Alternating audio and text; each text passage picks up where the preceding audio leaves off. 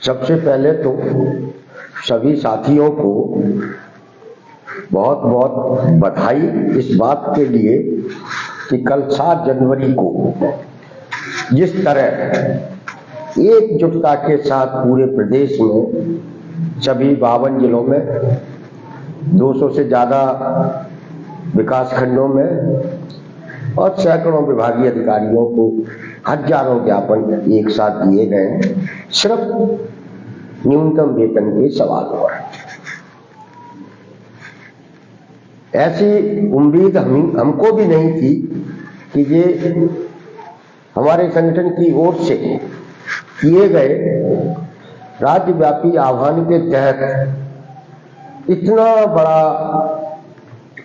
अभियान हो जाएगा। इस अभियान की कुछ खासियतें हैं। पहली और सबसे महत्वपूर्ण खासियत यह है कि हमारा जो चतुर्थ श्रेणी कर्मचारी है, जो दबा कुचला है, जिसको कभी बोलने को नहीं मिलता था, जो बोलने से डरता था, उसके अंदर इतना डर भरा हुआ था कि वो अपने अधीनस्थ एक क्लर्क से भी खुल के बात नहीं कर सकता था। वह चतुर्थ श्रेणी कर्मचारी कल स्वतः ही अपने कर्मचारियों को इकट्ठा करके जिला मुख्यालय पहुंचा और उसने कलेक्टर साहब को ज्ञापन दिया और न्यूनतम वेतन की मांग की और मीडिया में अपनी बात खुलकर रखी। ऐसे बहुत सारे उदाहरण हैं हमारे सामने कि ये जो लोग आज निकले हैं घर से बाहर अपने आर्थिक हक के लिए, उन्हें इससे पहले शायद ही मौके मिले हों।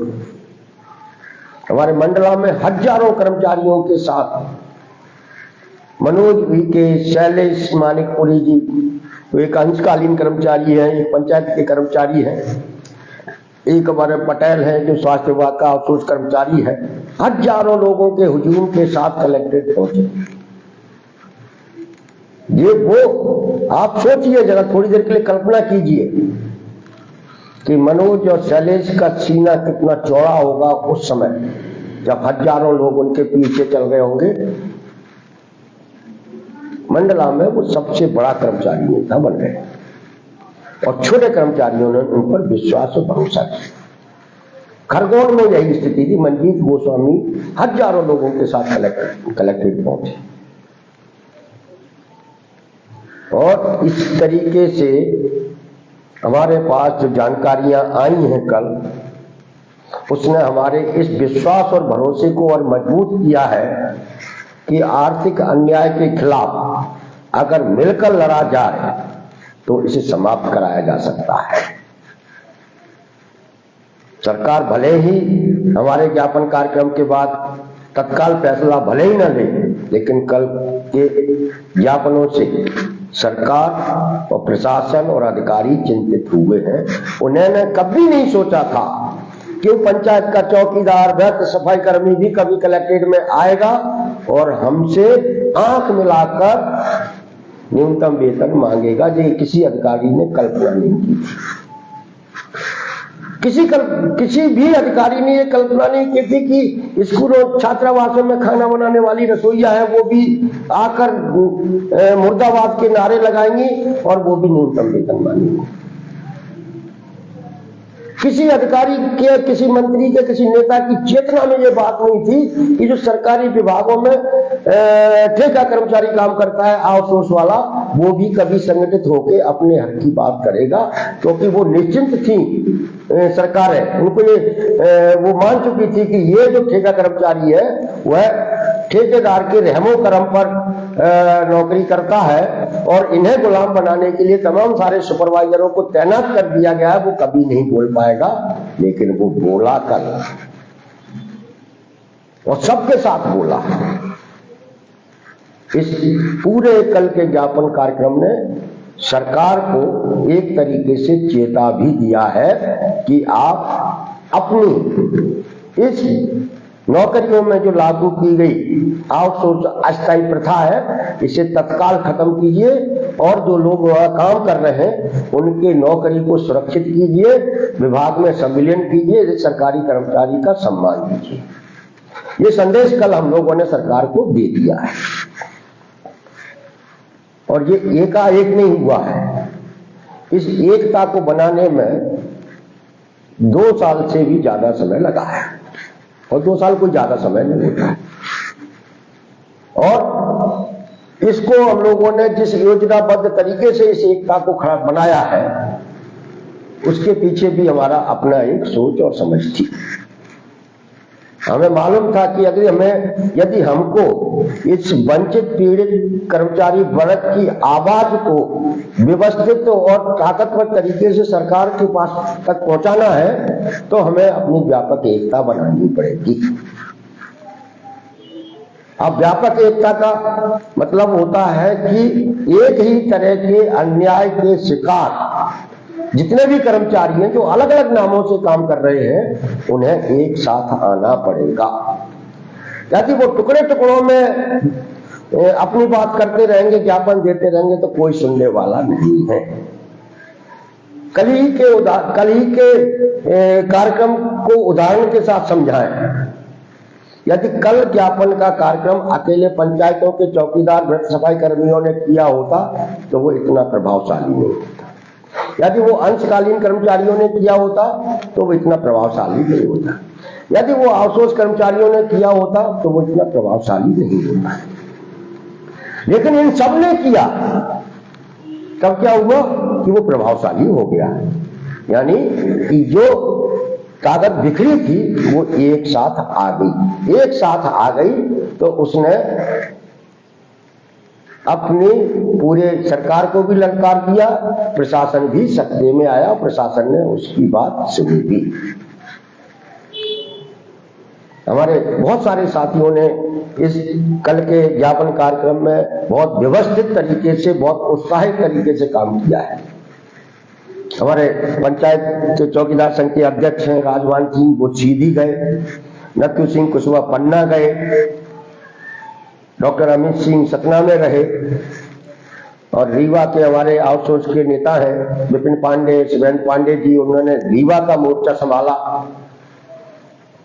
और इसी तरीके से हमारे जो उज्जैन में, नागदा में, आगर मालवा में दिनेश सिसोदिया है, उज्जैन में गुलशन मंसूरी है, नागदा में जायसवाल है, हमारे खंडवा में हमारे जो है विजय तनखाने अंशकालीन वाले हैं, मेडिकल कॉलेज के अक्षय यादव वगैरह, जिनने जिस उत्साह के साथ और जिस गंभीरता के साथ इस ज्ञापन कार्यक्रम को अमल में लाए हैं और इस कार्यक्रम को सफल बनाया है, वो काबिले तारीफ है।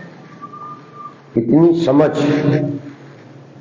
सांख्यिक समझ जो 1-1.5 साल में हमारे लोगों में विकसित हुई है, वही समझ इनको इनके मंजिल तक पहुंचाएगी। भोपाल राजधानी है, जबलपुर संस्कार धानी, भोपाल में हमारे कर्मचारी अधिकारियों के करीब बैठते हैं, सरकार के नजदीक हैं, इस तरह की गतिविधियां करने से डरते हैं। लेकिन कल भोपाल में भी हमारे हमीदिया के आउटसोर्स कर्मचारियों ने कलेक्ट्रेट पहुंचकर ज्ञापन दिया, रैली निकालकर। भोपाल जबलपुर में भी हमारे आउटसोर्स कर्मचारियों ने कलेक्ट्रेट पहुंचकर मुख्यमंत्री के नाम ज्ञापन दिया। डिंडोरी एक कोने में छत्तीसगढ़ के बॉर्डर पे वहां 1000 से ज्यादा अस्थायी आउटसोर्स कर्मचारी, ग्राम पंचायतों के कर्मचारी हमारे इकट्ठे हुए और उन्होंने पूरे जोश उत्साह के साथ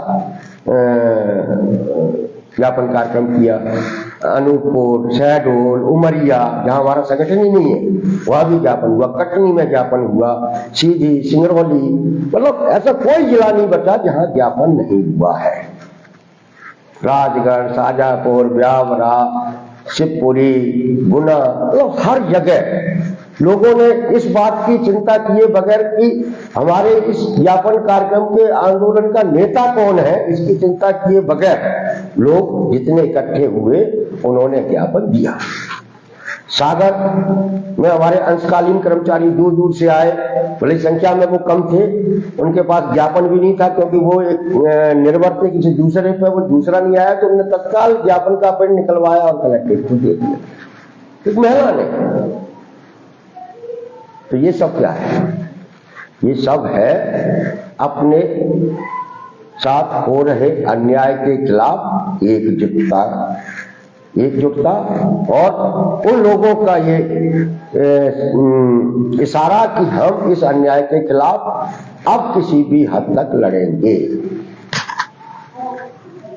तो साथियों, हमारे बहुत सारे साथी हैं जो कल खास करके आउटसोर्स के अलग अलग तरीके के कुछ साथी हैं, मैं किसी का नाम नहीं लूंगा, लेकिन हमारे ऐसे लोगों ने कल के कार्यक्रमों में से शायद दूरी बनाई है, वो नहीं आए। कुछ लोग जानबूझ के नहीं आए या डर के मारे नहीं आए, लेकिन वो लोग शामिल नहीं हुए।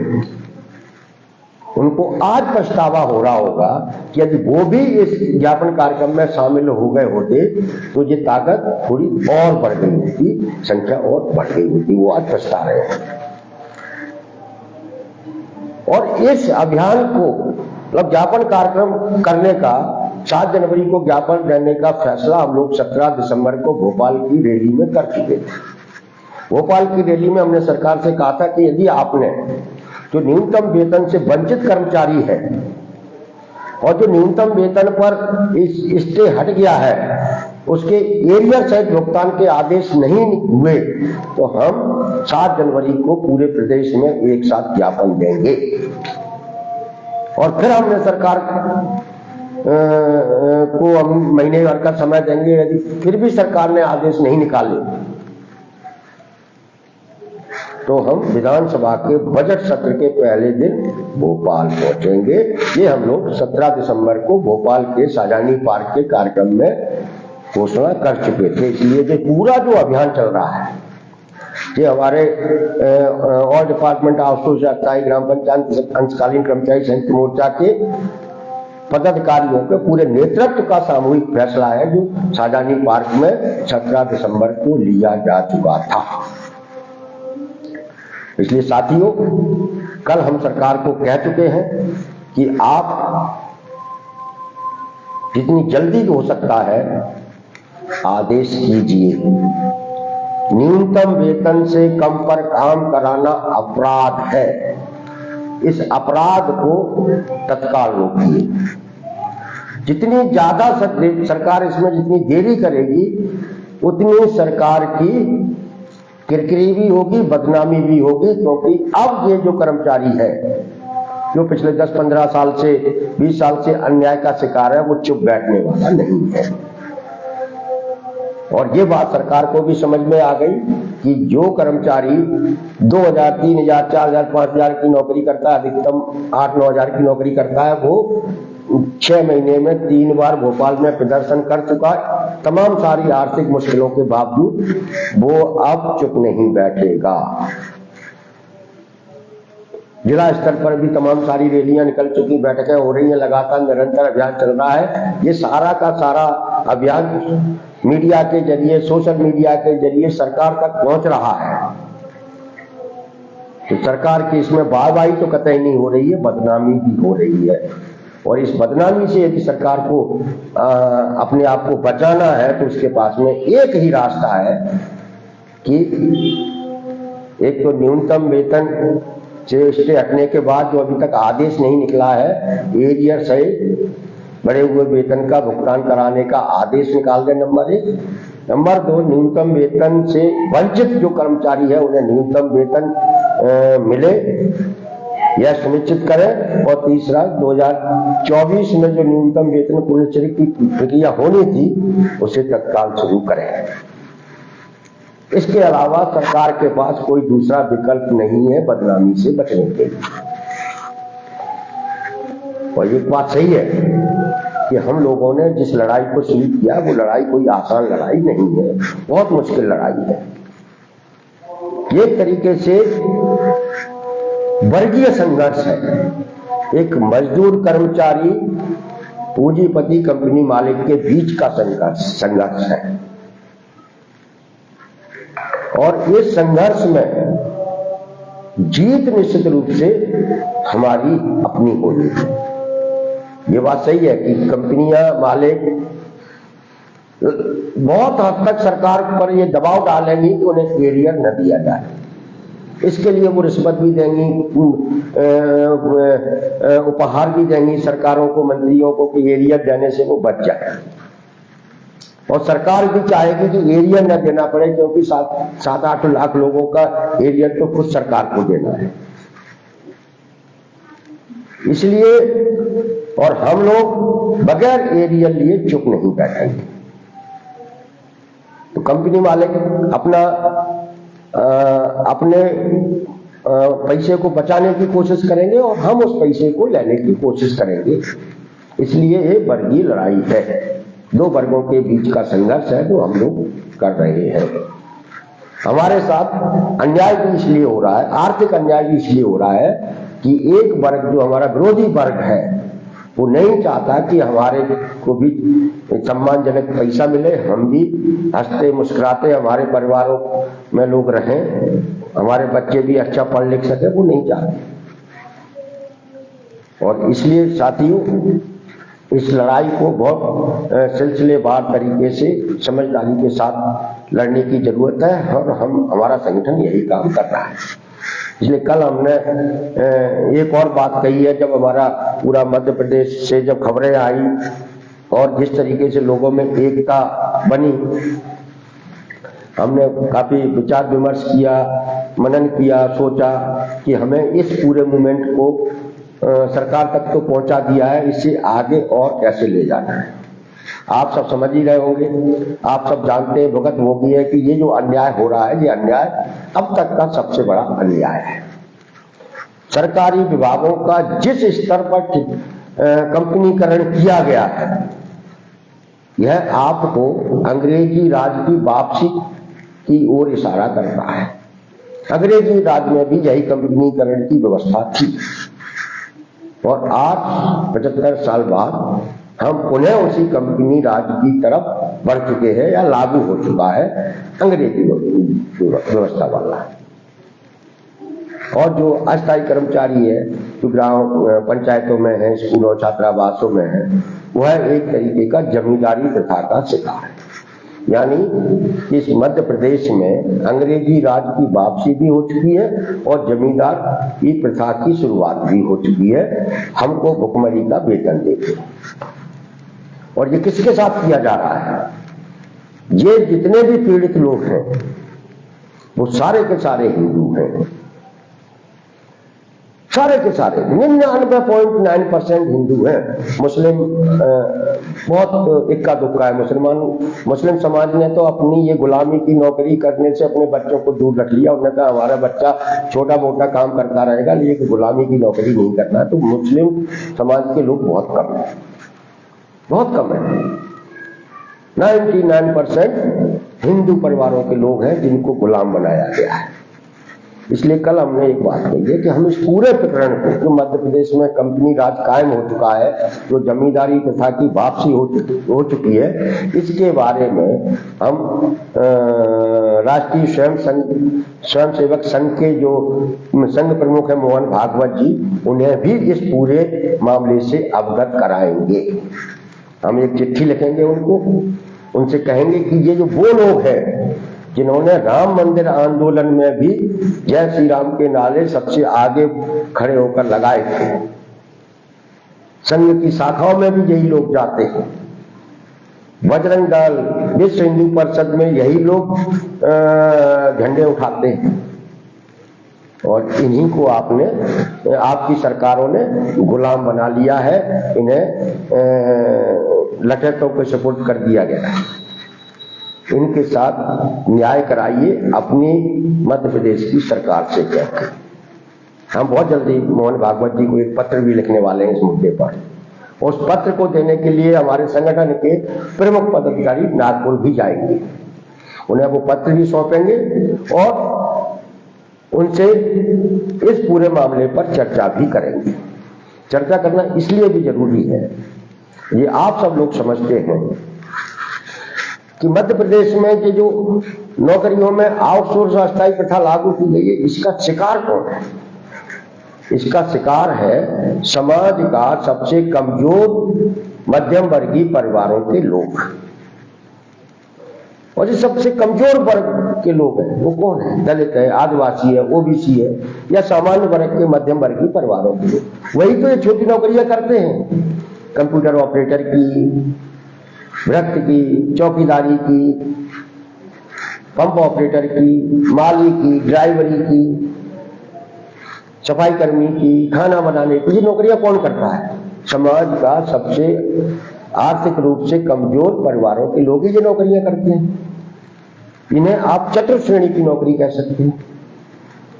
2003 से पहले यही नौकरियां सरकारी हुआ करती थी, जिन्हें अपन दैनिक वेतनभोगी मस्त कर्मचारी के रूप में काम करते थे, जिसमें गैंगमैन होते थे जो गड्ढा खोदते थे, पेड़ लगाते थे, बिजली के खंभे गाड़ते थे, सड़कों के गड्ढे भरते थे, नहरों के मरम्मत करते थे। सब मजदूर होते थे, लेकिन वो भी सरकारी कर्मचारी का दर्जा, सरकारी कर्मचारी का सम्मान पा जाते थे अपने जीवन में। लेकिन आज स्थिति पूरी तरीके से बदल गई। 20 साल में मध्य प्रदेश में चतुर्थ श्रेणी कर्मचारी की एक नौकरी नहीं दी गई, एक चपरासी की भर्ती नहीं की गई। लाखों कंप्यूटर ऑपरेटर काम करते हैं जी, मध्यम वर्गीय परिवारों के लड़के हैं जिन्होंने कंप्यूटर सिर्फ इस उम्मीद में सीखा था कि हम किसी दफ्तर में जाएंगे, कंप्यूटर चलाएंगे, हम भी एक बाबू बन जाएंगे। उसे ठेकेदार के हवाले कर दिए। बताइए कितना बड़ा अपराध किया है आपने गरीब और मध्यम वर्गीय परिवारों के बच्चों के सपने की हत्या हो गई है मध्य प्रदेश में, उन्हें गुलाम बना दिया गया है। इसलिए ये व्यवस्था बदलनी चाहिए। बिजली विभाग के अंदर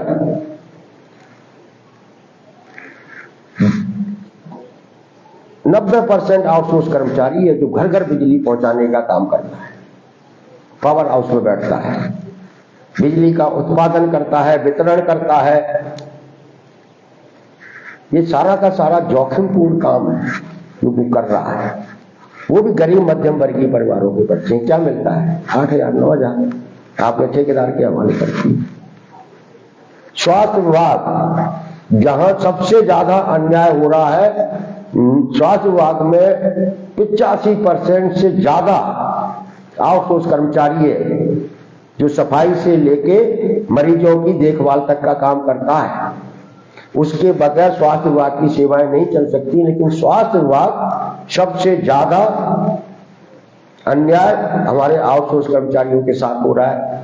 उन्हें भी न्यूनतम वेतन जो सरकार का तय वह नहीं समय पर मिलता, और वहां तो ठेकेदार और कंपनियों ने इतनी गुंडागर्दी मचा के रखी हुई है, और वो बाकायदा प्लानिंग के तहत स्वास्थ्य विभाग में जिला अस्पताल हो या मेडिकल कॉलेज हो, एक योजनाबद्ध तरीके से कंपनियों ने एक एकता बनाई है। और ऐसे कई जिलों में ऐसे गुंडों को सुपरवाइजर बनाया है जो गालियां दे के बात करते हैं आउटसोर्स कर्मचारियों से। जैसा एक जमींदारी प्रथा में हुआ करता था कि जमींदार अपने घर पर 10 लठैत रखता था, पूरे गांव की जनता उन लठैतों के आगे गुलाम बन के रहती थी। स्वास्थ्य विभाग, जिला अस्पताल और मेडिकल कॉलेजों में यही स्थिति है।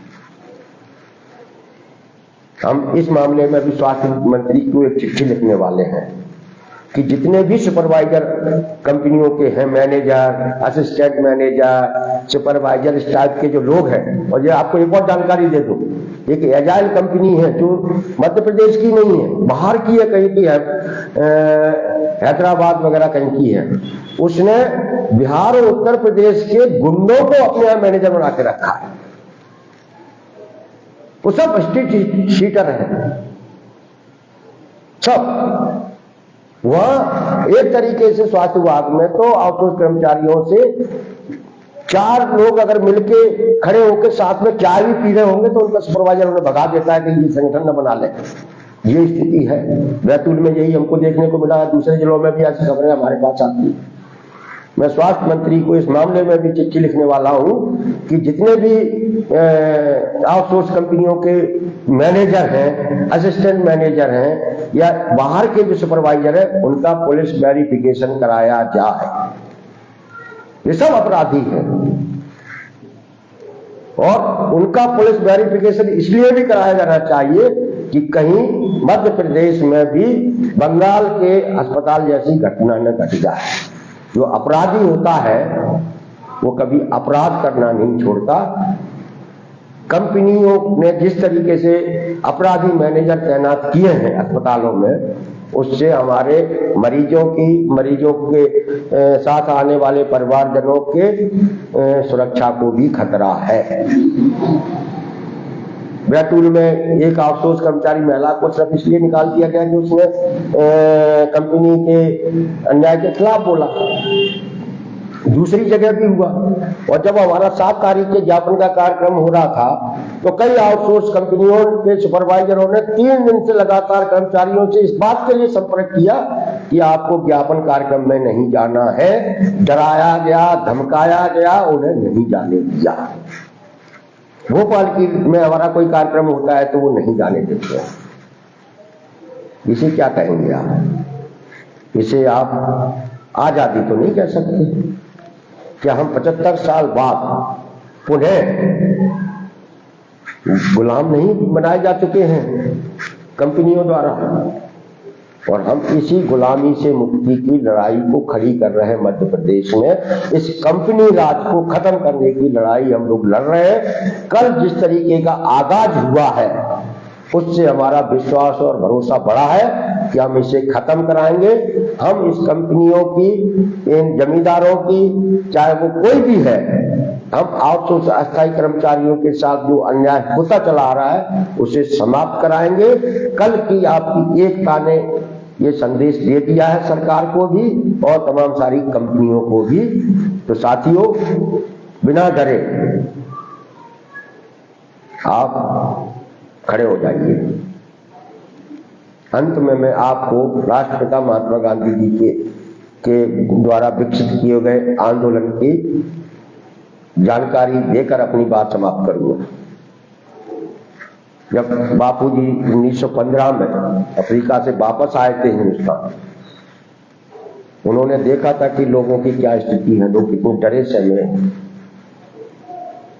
जिस तरीके से कंपनियों ने सुपरवाइजर तैनात किए हैं, वैसे अंग्रेजों ने हर शहर के आसपास अपनी छावनियां बना दी थी, लोगों को बुरी तरीके से डरा के रखा। बापू जी जगह जगह घूमते रहे और लोगों को का डर देखकर, लोगों को जिस तरीके से डरे हुए थे लोग, उनको भी लग रहा था कि ये काम बहुत मुश्किल है। लेकिन जब अत्याचारी, अन्यायकारी शासक अत्याचार करता है तो उसका अत्याचार बढ़ता हुआ चला जाता है, और जब बढ़ता चला जाता है तो उसके खिलाफ लोग बोलना शुरू करते हैं। गांधी जी पूरे हिंदुस्तान में घूमते रहे। 1930 में जब अंग्रेजों ने जंगलों पर कब्जा करना शुरू किया, तब जंगल सत्याग्रह शुरू हुआ और आदिवासियों ने उन्हें खदेड़ना शुरू कर दिया था। तमाम सारे आदिवासी स्वतंत्रता संग्राम सेनानी पैदा हुए उसमें, और उसके बाद जो शहरों के डरे हुए लोग थे वो भी उनके पीछे खड़े हो गए। नतीजा ये निकला कि हम लोग आजाद हो गए। हमारा भी संघर्ष कुछ इसी तरीके का है। हम इस गुलामी से मुक्ति की लड़ाई लड़ रहे हैं। आज हमारे साथ सबसे ज्यादा अन्याय के शिकार ग्राम पंचायत के चौकीदार, ब्रथ पंप ऑपरेटर हैं, जो कल बड़ी संख्या में निकले थे। स्कूलों, छात्रावासों के अंशकालीन अस्थायी कर्मचारी हैं जो बड़ी संख्या में निकले थे। आउटसोर्स कर्मचारी इनके पीछे खड़े हो जाएं। सरकार को ये व्यवस्था बदलनी पड़ेगी, आउटसोर्स कंपनियों को भगाना पड़ेगा और सारे कर्मचारियों की नौकरी में सुरक्षा और सम्मानजनक वेतन देना पड़ेगा, इनका नियमितीकरण करना पड़ेगा। कल के कार्यक्रम से ये संदेश सरकार तक पहुंच गया है। हमें उम्मीद है कि आप इस लड़ाई में पूरी एकता के साथ देंगे। नमस्कार।